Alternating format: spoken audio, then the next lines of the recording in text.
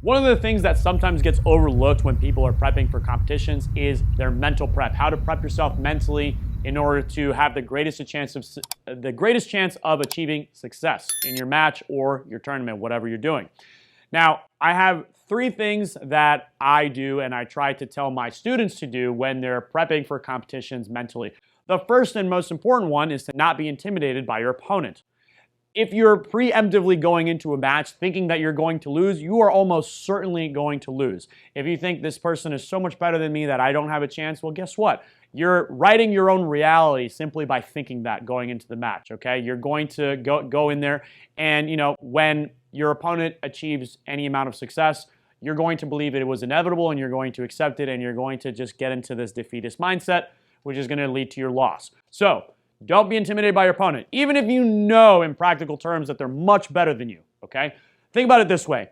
If I'm going up and I'm grappling someone and I can expect them to beat me 80% of the time, if I have the mentality that they're much better than me and my defeat is inevitable, guess what? That 80% is going to become 100%. But if I go in with the mentality of, I know this person is better than me, but I'm going to try my best to funnel them into the positions that I'm strong and achieve victory, now, there's a 20% chance that you might win. And you're going to do your best to make sure that that match is that 20% of the time where you would have won. And make the percentages whatever you want. Maybe they're vastly superior to you and there's only a 5% chance, right?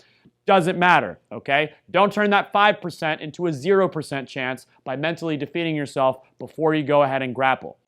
Number 2, establish an outcome independence mindset.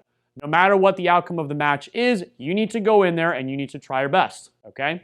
If I lose, that's fine, okay? I know everyone overuses the saying in Jiu-Jitsu, you either win or you learn. That's not true. Obviously, losing sucks, and if you lost, you lost. However, you should indeed take it as an opportunity to learn.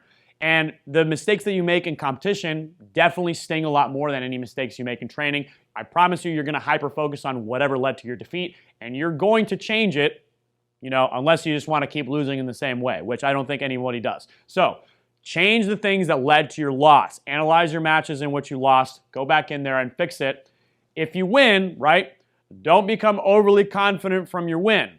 Because remember, you're probably, if you're a serious competitor and your opponent is a serious competitor, you're going to run into them again, and they are going to make adjustments based on what happened in your match and their other matches, and they're going to continue to improve. So you can't become complacent. You have to continue to improve, and you have to take everybody seriously, even if you're going up against a guy that you've beat 5-6 times easily, okay?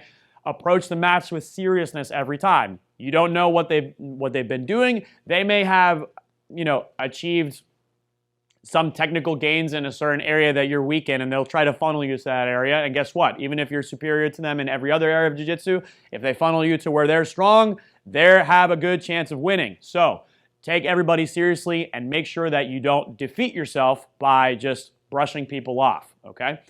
Number 3, don't prematurely defeat yourself in the match just because something did not go your way. Now, there is definitely a lot of truth to the fact that the first person that scores in a match has a massive advantage over the other person, because now the mentality of the person who scored is, I just need to maintain and expand my lead, okay? And I'm not going to take any excessive risks in order to compromise my lead because I'm ahead. And the person that's behind has the mentality of, I need to pick up the pace, I need to take more risks in order to get back in the game and make sure that I win. That leads to the person who's behind being more likely to make mistakes in order to force their opponent to move, in order to force their opponent to defend what they're trying to do. And if the other person is playing a tight game and you overextend yourself in order to try to get back the points that you lost, there's a better chance that they're going to counter you and defend, and then, as a result of that, expand their lead. That doesn't mean that you need to defeat yourself. You can definitely come back. You just don't want to do anything stupid in order to come back. So if I get taken down and I'm down by 2 points, if I overextend myself now trying to sweep my opponent or trying to submit them and I give them a pass, guess what? Now I'm down 5-0. I need to maintain calmness, and I need to make sure that I also don't just immediately think, all right, well, it's over for me, right? I'm down by 2 points, and this guy's really good. I'm not going to be able to catch up. No, absolutely not. You need to try your best to catch up. And if you're short on time in the match as well, you're in a position where you're going to have to take really big risks in order to come back, right? If you have 20 seconds left in the match and you're down by 2 points, you're going to need to take a really big risk in order to have any hope of coming back. So that's at that point, you might as well try to go for a Hail Mary takedown or a Hail Mary sweep or a Hail Mary submission. What's the worst that can happen, right? You lose 5-0 instead of 2-0. No one cares. No one cares how slim the margin was, right? You lost. So take risks at the end of the match in order to try to catch up and win. Don't just defeat yourself and say like, well, I'll coast and, at the end of the day, I only lost by 2 points, right? That's a loser's mindset.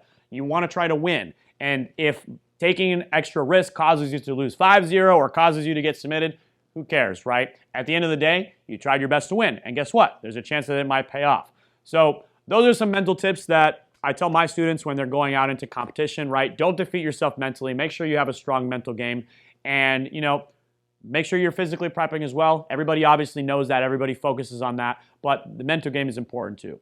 If you guys like this video, make sure you subscribe to the channel. Make sure you smash the thumbs up button. Thanks a lot for your support, guys. I'll see you next time.